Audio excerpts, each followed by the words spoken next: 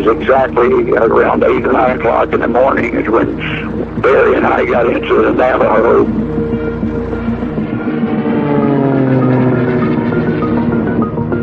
He'd take off, and it was the only time I was a little bit nervous. The palms of my hands were sweating. We got to Naples. He circled that area. And then he said, okay, brace yourself. Said it was clumps of small trees. The right wing caught the tree.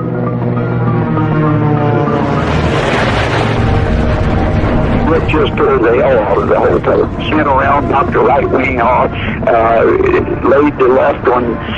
The plane was destroyed.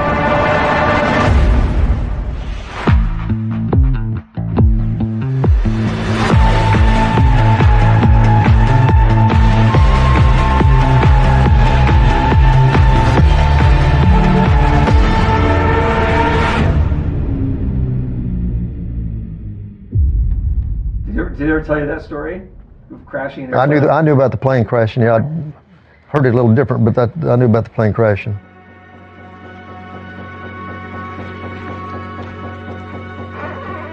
Barry was leaning over toward the instrument panel, and the center of his forehead was really bleeding profusely. There was a fire. The farmer picked us up in a pickup truck, took us over several miles away to his house. That was an added blessing. He got away with it. How did you hear it? Well, AJ actually wasn't in the plane. Really? No, AJ was in Wichita.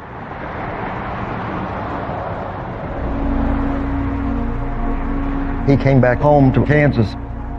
He called me to meet him. He'd rented a motel.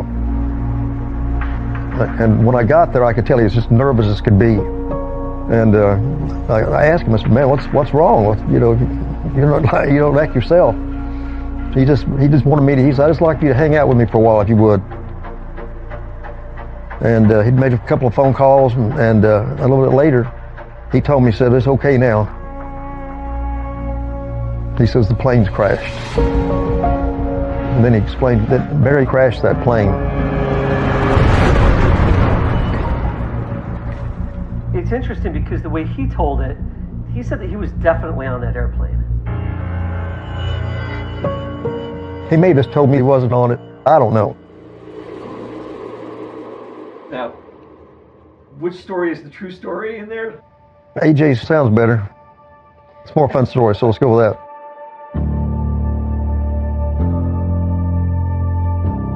At first, I thought the story is just too wild and crazy.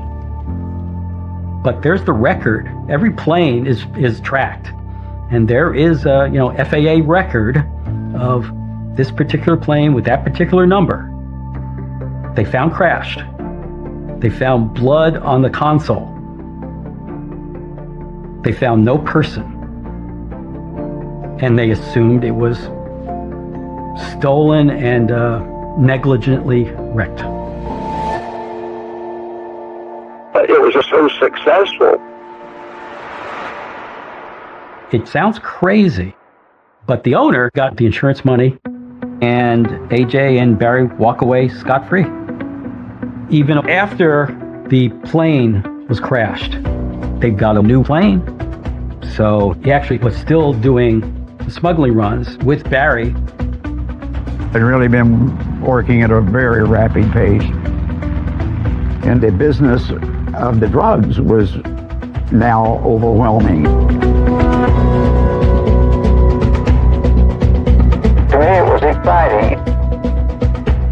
I think that AJ was addicted to the risks and thrills of the cocaine business and the money. I was making so much money. I mean, we're talking about a lot of money. The big thing with all of the money coming in was where could we put it?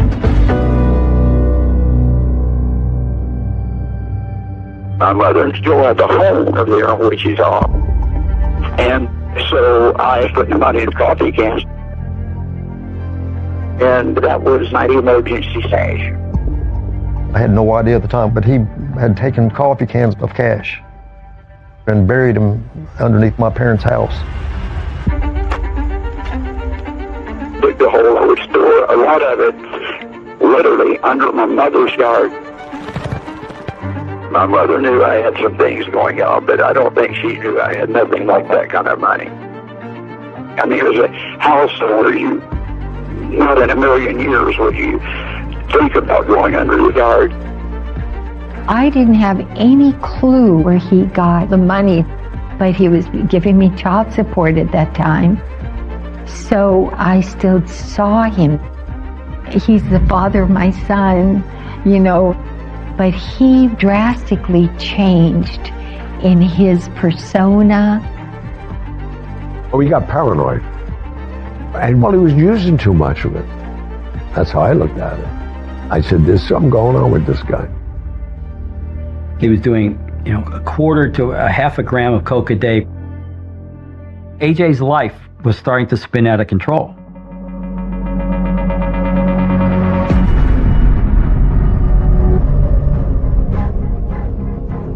The drugs were taking over.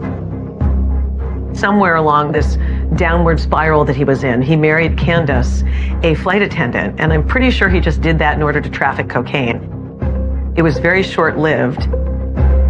Cocaine was the main relationship in his life, and to be honest, I don't think he had time for anything other than cocaine in his life. So he really had blinders on. He wasn't seeing how these things were affecting his business, his friends, family, etc. But it really was. It was now taking its toll on his life.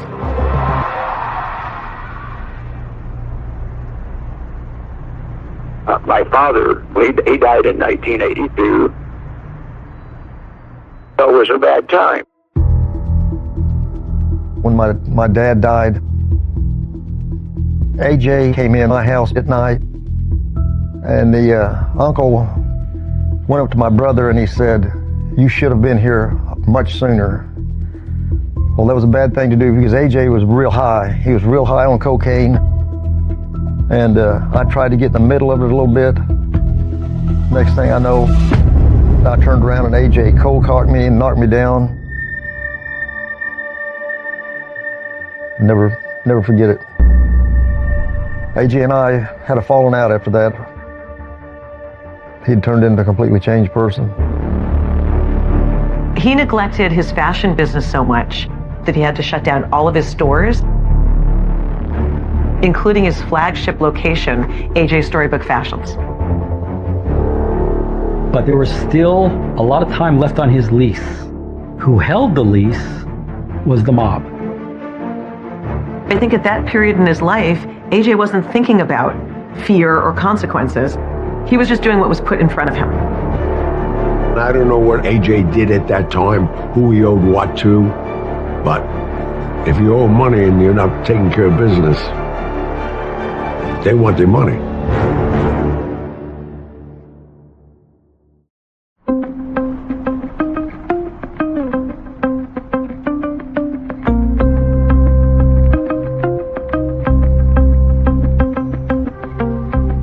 In the early 80s, AJ got sidetracked from the fashion industry. I witnessed the change in his passions, absolutely. But I never knew that the cocaine was his income source. The mob didn't know either. He says that he was able to walk away and there was no repercussions, which somewhat surprised him. He thought they would be insisting on fulfilling the contract. AJ is not the sole proprietor. Now, should he be thinking somebody's going to take the fall for it, and it might be me? He probably should be thinking that. But this is also a period where the mob is under a lot more pressure, so they're not acting the way they normally did. The mob guys might have been pissed off at me. But by the 80s, all of the things were coming down in Las Vegas. It was a crazy time. Then was infiltrated with the FBI, and the pressure was on. They had FBI as card dealers, FBI females as cocktail waitresses. The FBI is over everybody. A lot of people have been indicted. Even despite all of the drugs he was doing, AJ was very aware that Vegas was changing. The FBI was coming down pretty hard on the mob, and AJ was far more afraid of the FBI than he was of the mob. Even though the fashion business where the mob was closed, I just didn't even want to gamble on whether I might end up behind bars. I realized I needed completely out of Las Vegas. I told my friends in law enforcement and in the mob that I was leaving. I remember him coming to me. He told me he was leaving. And I wished him luck. The last time I saw him. And so that wrapped up Las Vegas. So did you give up the drug side at that point, or? In Las Vegas. Okay, but you're doing it elsewhere. Oh, yes. Yeah, I had not given it up.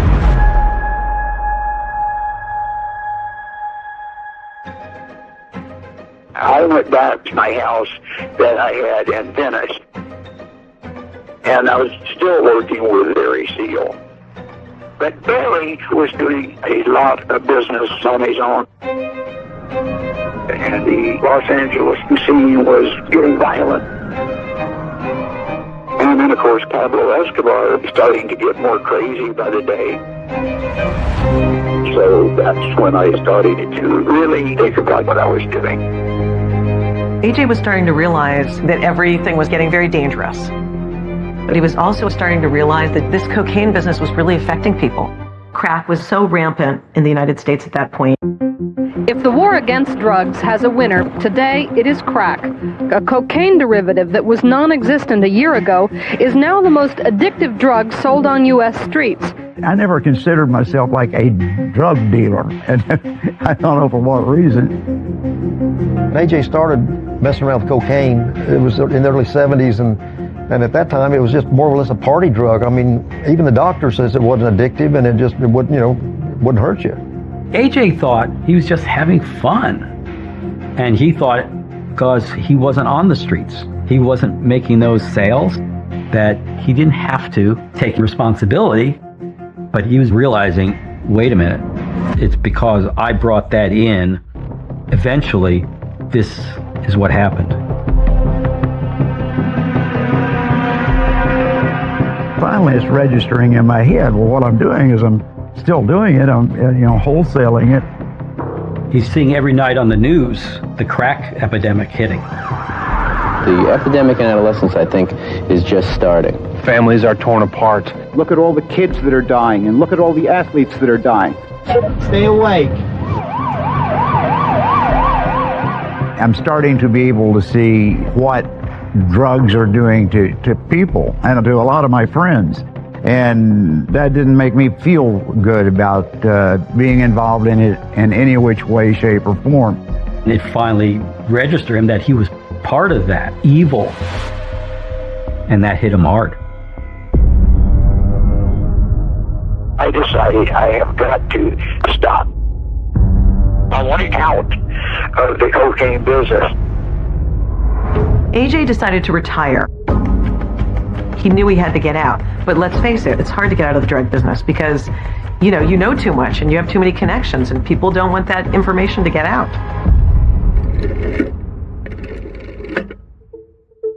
Of course, not that easy. But as with everything, AJ figured out how to get this done by parceling out parts of his operations to various individuals. And did it over time, piece by piece, a little piece of the business here, a little piece of the business there, to avoid the consequences from Escobar. I told Larry I was no longer in the business. I closed the house down and finished. I was ready for retirement. He was done doing everything. And I think he realizes family time, he needs to know his kids, says, I got to settle down. I think he was really trying to move on. But AJ is still AJ. So now I was going to take a little time off, just to have fun. And my friend, he's a boat captain, he's got this huge yacht. And he says, let's take a cruise, go over to Belize, and let's stock the boat up with everything that you like. Well, that really sounded good to me. That was. I thought, yeah, this is quite a way to close this part of my life out. AJ called and said that he was going on a fishing trip and that he would like to take Damon. But that I thought at this time it probably wouldn't be best. I'm not going to take any chance on something happening to Damon. Later on, I realized I made the right decision. That turned out to be quite a vacation.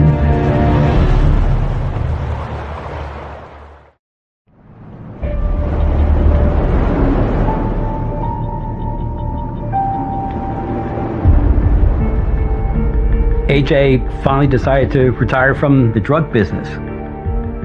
So he decided to do one final blowout, and they would take this yacht down to Belize.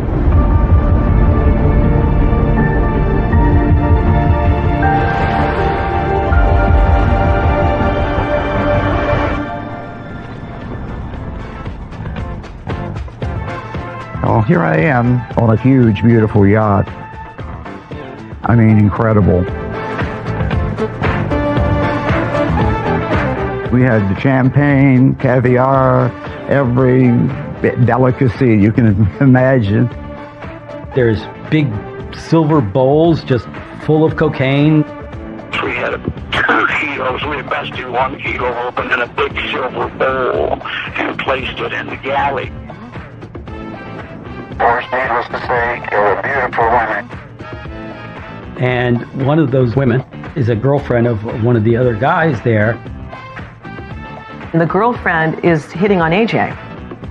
And AJ goes, well, your boyfriend's like right here. And so I guess she felt, somewhat offended by it. All of a sudden, I could see the captain coming out of the galley. And he had a .357 pistol. And he just kind of started shaking and going through all of this crazy talk about taking his girl. And I said, what are you talking about? And all of a sudden, this guy shoots him. He shoots him twice. Once in the foot, once in the stomach. I was losing blood fast. Nobody knows what to do. So he tells them to get a ball of cocaine. Took 2 huge rocks, cocaine, with my hands and just literally buried them in my stomach. And then I took another one and put it where the bullet had traveled up my leg. We talked about this, did he know that was going to work or not? And he said, I'm not sure. It was just sort of he just assumed that it has numbing effect. That would help. And he just shoved a big ball in there to stop the blood. And amazingly, that's exactly what it did. And then I took a knife and I ripped myself open, and I was able to reach in with my fingers and I pulled the slug out. And that's the last thing I remember. I passed out. He told me that story about the guy that shot him, which was, I really wasn't sure I believed that story. He said he just grabbed a handful of that coke and just shoved it into his stomach. And I wondered about that, if that was true, but he's got scars to prove it. But I know he was shot. I saw the scars. I saw both, one in his stomach, one in his leg. You could, it's obvious it's a bullet wound. he showed me that bullet, and then it's like, I wasn't grossed out. It's like, really? And he says, yeah. He says, I was in a lot of pain. 2 or 3 days after he was shot, he wakes up in Fort Lauderdale. I woke up and I could hear bubbles. More than 2 feet of me is a fish tank. And for God's sakes, there were skeletons, there was heads, skulls, and the fish were swimming in and out of the eyes. And then I looked around, there was a guy that was taking care of me. One of the captain's guys brought me to his house, and he had me taped, closing the gap to my stomach, and there was a stitch put in it. Once he felt well enough, he saw a doctor, and the doctor was even stunned. They say there's no way you're supposed to be alive. But cocaine worked as an anesthetic. If it hadn't been for that cocaine, I wouldn't be talking to you right now, Sal. AJ said cocaine saved his life, and there aren't many people who can say that. He was very lucky. He said it many, many times, particularly after all those years and all the danger and all of the adventures.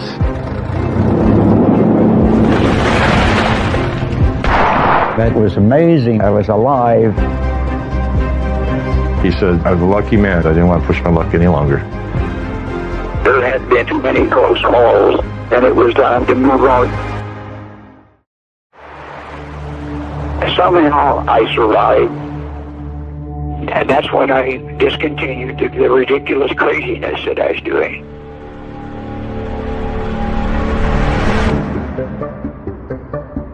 I found myself living a very successful straight life.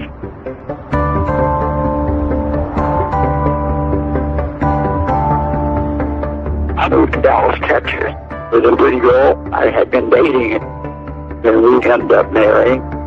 I really don't know how him and her got along so well together, because they were like a couple of cookies out of the same cookie cutter, you know. They were strong people. I got back on good terms with my family. I think that he realized all the drugs had changed him so much, and he apologized. He wanted to reconcile, and we became friends. It added to my life to have him in my life. I had completely quit cocaine. He said that when he gave up coke, he did it cold turkey, and said, I just stopped. A guy named Michael Elector became my best friend. His wife, Willa. We were very, very good friends. He told me about going down Columbia, but I'm pretty sure at that time he was pretty clean. If he would have been doing a lot of coke all the time, we would have, I guess, taken him in as a family friend. But he told us about Pablo Escobar and, you know, being in with the mob and everything. But it really didn't bother me then, I guess, because I knew he wasn't with him now. I realized then that I got out the right time, Sal. Our lead story, Barry Seal, an airline pilot turned drug smuggler and soldier of fortune, has been assassinated. When I saw on television where Barry was assassinated, damn near my heart went in my throat. In the early 1980s, Barry Seal was recruited as an informant. He was an informant for DEA. Barry Seal rigged those cameras and showed Pablo himself. It showed all of it was a smorgasbord of friggin' drug people. I don't know what he was thinking. And it wasn't any time at all before a Colombian hit squad executed Barry Seal. When Barry was killed, that really rocked me. Now listen, I wouldn't have done what Barry did, but I felt like I just escaped a bullet right in the heart. I felt very relieved that all that was in the past. I really had moved on south. But of course, still had a lot of money from by times the cocaine business. And a representative from the Internal Revenue Service had been after me because I never filed taxes. So I knew an audit was coming. So I got a safe deposit. I had so much money then that this is when it came apart. The little wife and myself were having dinner at a place called Alfredo's, beautiful Italian gourmet room. And we got into a disagreement. It was a horrible spectacle. And I just got up and I left. I went to another female friend. I went to her house because I was really upset. And while I was there, the little wife went to that vault. She stole everything that I had in it. The safe was empty. She probably did rob him because, things were getting dicey then, they were... Well, she felt she had a right to it. She cleaned him out of, it could have been, $6 million or more. Because she was a wife, I had her on the signature card of the safe. Big mistake on my part. You never give a woman the combination of your safe. I was so distraught and so upset, I couldn't get that robbery off of my mind. And so the next evening, I felt I'd been so betrayed that I just wanted to get the prettiest gal I could get.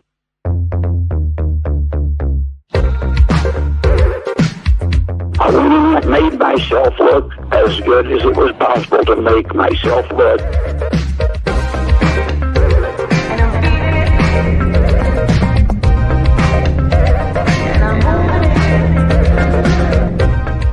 I'm driving a brand new silver spur Rolls Royce. Beautiful thing with the red leather.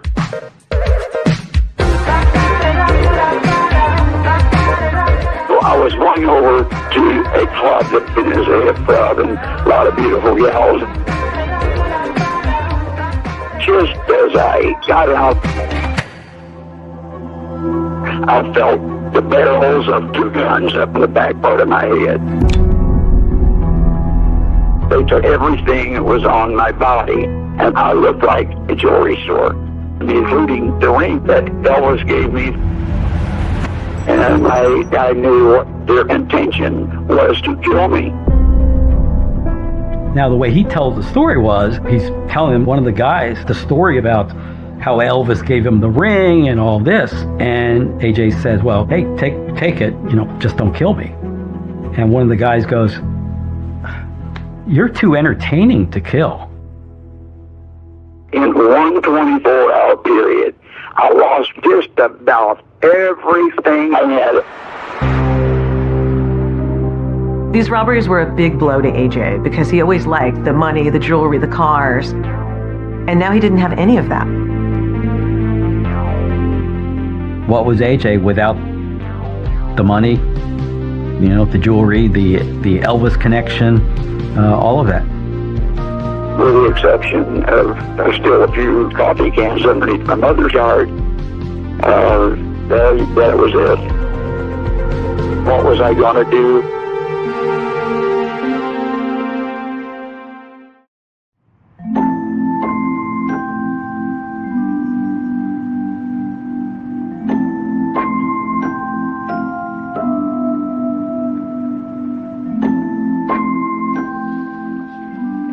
I really appreciate you coming all the way here and to see my collection. And I know you're a collector yourself and everything. It's like here I have a 1956 pins of Elvis. Yep, so these are the EPE flasher buttons from 56, the Love Me Tender, and then the standard one. These are original. I'm a big Elvis collector. So when I met Argus, when I first talked to him, and he told me all the things he did with Elvis, I was amazed how he's telling me the stories, because he did things that I dream about. That's Argus right there. AJ right there. About 2005 in November, I met Argus on eBay. 8 months into our conversations, Argus flew up here. You can't get a better friend because he was a caring person. And these are the scarves Argus made. He told me these scarves he made, Elvis gave them to Loretta Young. Oh, Loretta Young? Yep. These were hers. AJ used to talk to me a lot about Loretta Young. She was the third runner-up for the Miss Hot Pants contest. Anyway, she ran AJ's shop in Las Vegas. And he said that he also introduced her to Elvis. He told me about Loretta Young, and he said that she was a secret girlfriend of Elvis Presley. My friend Loretta Young developed cancer. When Loretta was real bad off, and I took one of these special Elvis silk scarves that I was able to complete. I provided the letter of authenticity, the story of them, and sold a silk scarf. So that's how I got 5 more scarves. Between $500 and I say $750 I paid for them, but I'm doing something to help a person. She had cancer.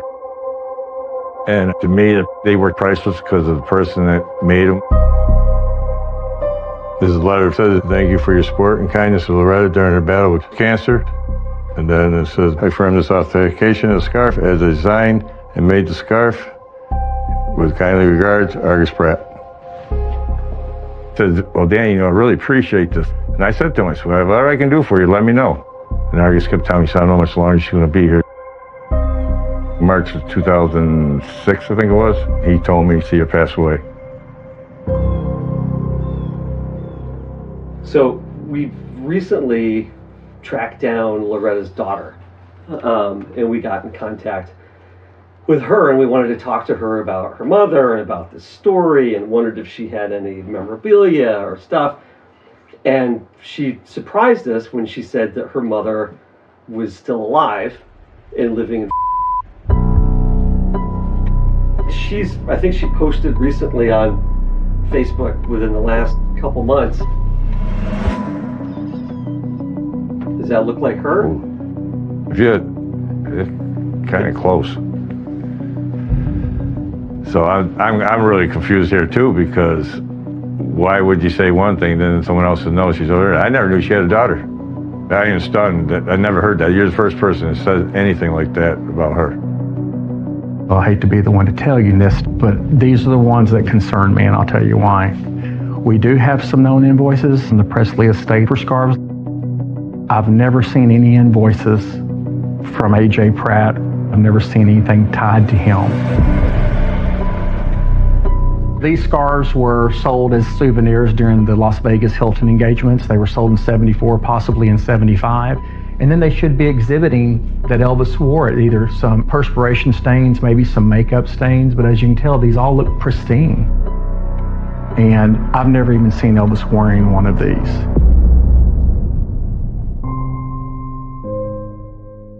My personal opinion, AJ possibly took his experience from being in Vegas, being around the mob and clothing them and some of the entertainers, and may have built up experience in order to make money. That's just an assumption. But everything in my gut and everything I know about scars, which is extensive, tells me that these are fraud. Okay. I trusted him. I don't know right now.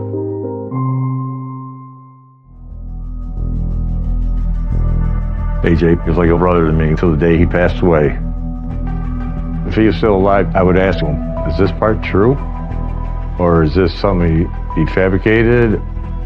Well, if someone gets that close to you, you expect to believe in them. But you can't believe everything you hear. I know how to pass the polygraph test. You can't get me. You can't get me on a polygraph test. I know how to get it.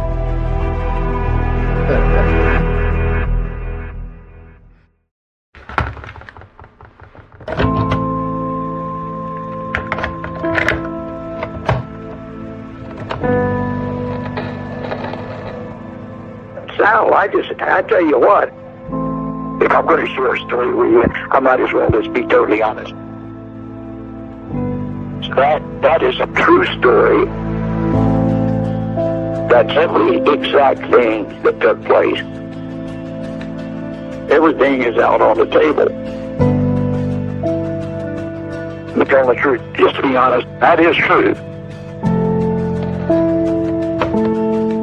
As far as what we put in black and white, I told him it has to be as close to the truth as we can possibly get. But in most cases, there was only one witness. His stories, they were like things that you saw in the movies. His stories were so far out, but they were so believable. I think he made up the story about the crash and give him some more pizzazz. Yeah, that's what I think. Did he also design a suit for The Godfather for you? No. Somebody exaggerated a little there. You have to remember, AJ was a kid from rural Arkansas who was made fun of for making suits.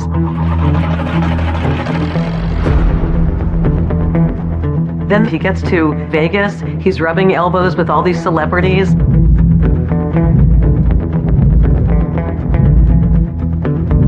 He meets the mob and the Colombians. These were his glory days. But later on, AJ was living a much simpler life. When I didn't have the money and I no longer had the bag of cocaine, I no longer had the friends that I used to have, or the same kind of respect that I had. So you can understand why AJ would embellish some of his stories, because he had lost everything, and maybe he wanted the credit and the respect. In the end, AJ was definitely in control of his own narrative, much like making his clothes. Every stitch, every look, he was the person doing it. People have called AJ, a con man, a hustler. Thinking about it, I think he manipulated people and events to his advantage. He was a master manipulator to the point that he would have you believe that every single word was the truth. There's no way on the face of this earth, Sal, that I will ever change my style. And my style is this. I'm not going to permit any living human being to know anything more than I desire for them to know about me. AJ had another side. And there were things that were, not good. Probably not the only one that's got taken advantage of. I think he was hurting for money, he needed money, and he exaggerated on stuff. And he found somebody on eBay who was a sap. But I still love Argus. I think I wanted to believe in them. If someone came to me and told me that all of AJ's stories were false, I would probably still want to believe the stories, because he created this persona that was larger than life and so attractive to people that I kind of loved it. I felt like I was on a wild ride at all times. I didn't know he was doing anything else other than being a Tailor. I'm glad I didn't know it. I'd rather know AJ the way I knew him. A very likable guy. I told Willa one time, I said, I'm really not sure that he's sincere, but I don't care. He could be so much fun and so entertaining. I think that all the good side of him was very powerful. People just loved him. I did. I loved him a lot. Yep. AJ died the 28th of December of 16. cancer behind his eyes had moved into his brain, and it just, it was too late. I think about the years that we were married, the years that we shared together, good and bad, mostly good. And I miss those days.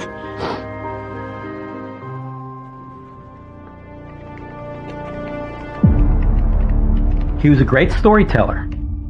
He could talk. I get wound up, and you have to forgive me. That's what I like. Just tell me when to stop. That's okay. He could be colorful. He could be the coolest guy on the planet and make you go, wow, I want to be this guy's friend because this is extraordinary. His story is one hell of a great story. And I think it's mostly true. Was all of this true or not? I don't think anybody knows the answer. Man, I'll tell you, he can tell a story. Do you think it's a good story? Yes, of course. If I'm honest about it being a good story, I wish that there wouldn't have been that time in his life that was so dangerous. But actually, we have to give him credit that he did all that. I mean, do you think he really did do all that? At the worst and at the least, the things I did were nothing short of absolutely brilliant.